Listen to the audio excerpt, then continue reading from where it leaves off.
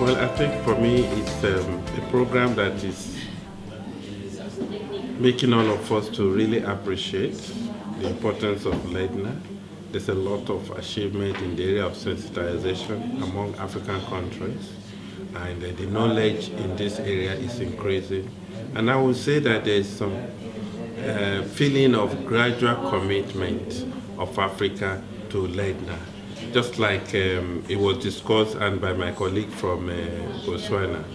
It is not something new, but I don't think we appreciated how important it is, because we always look at the economy of a nation from the national picture, but really it started from the grassroots, and it is this grassroots that add up to what we can call the national economy, whether in terms of GDP or not. But now, really, we need to go to LEDNA so that we know, in terms of space, what one city or local government is contributing to the national picture is very important for national planning, so that you could help cities that have low figures so that they can go up, they know what the ones that are doing well are doing, so that we can bring them up. Otherwise, the imbalance in any nation can cause political tension, people can be fighting, if unemployment is high in certain area and it's not there. So this LEDNA gives us a very good picture to look at it, and I think for me it is very, very good, and some progress is being made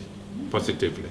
And I think later on he will come on to the issue of the informal sector and how the African GDP is bleeding because of the lack of being unable to account for the contribution of the private of the informal sector.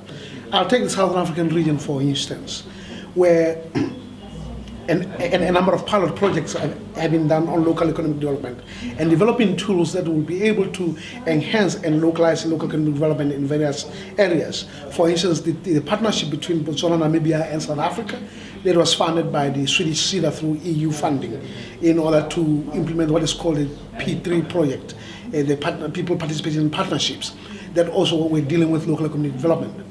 Now, moving beyond that, in South Africa we have come now with a number of municipalities and cities that have come up with local economic development strategies that are now embedded in the local municipalities. And now, with the new approach to implementation of Global Development Agenda 2030, Sustainable Development Goals, we're calling for partnerships.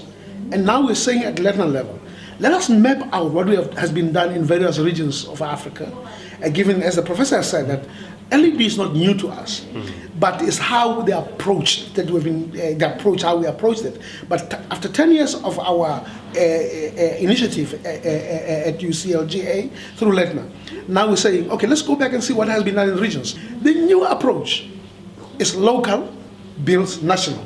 Therefore, the informal sector, which I think the professor will ably show how we are bleeding in Africa because we have neglected the sector. And in America, they talk about small businesses. And where did they come from? They have developed the informal sector, or what we call informal sector here, enhance them into what is called small businesses that are able to create employment for the communities. And I think Professor is able to elaborate on this, on how we're bleeding in the informal sector in our GDP. Right. I think, two things.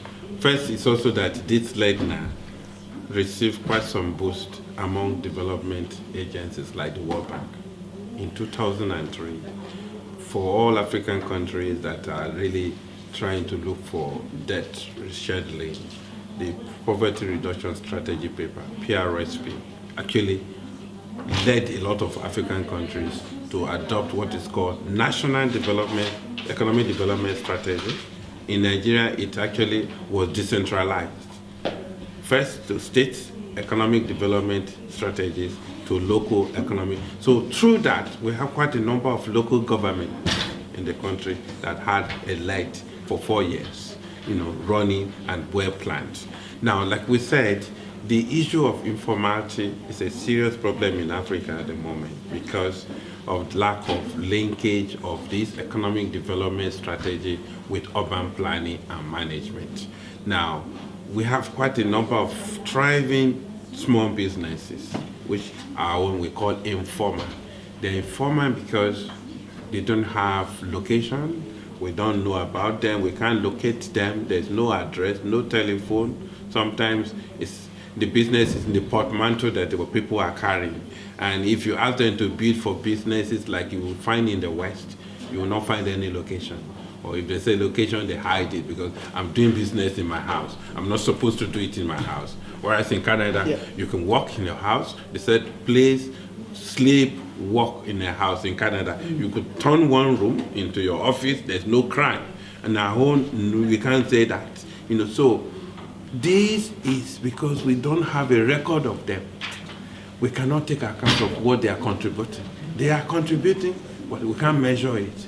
We cannot locate them.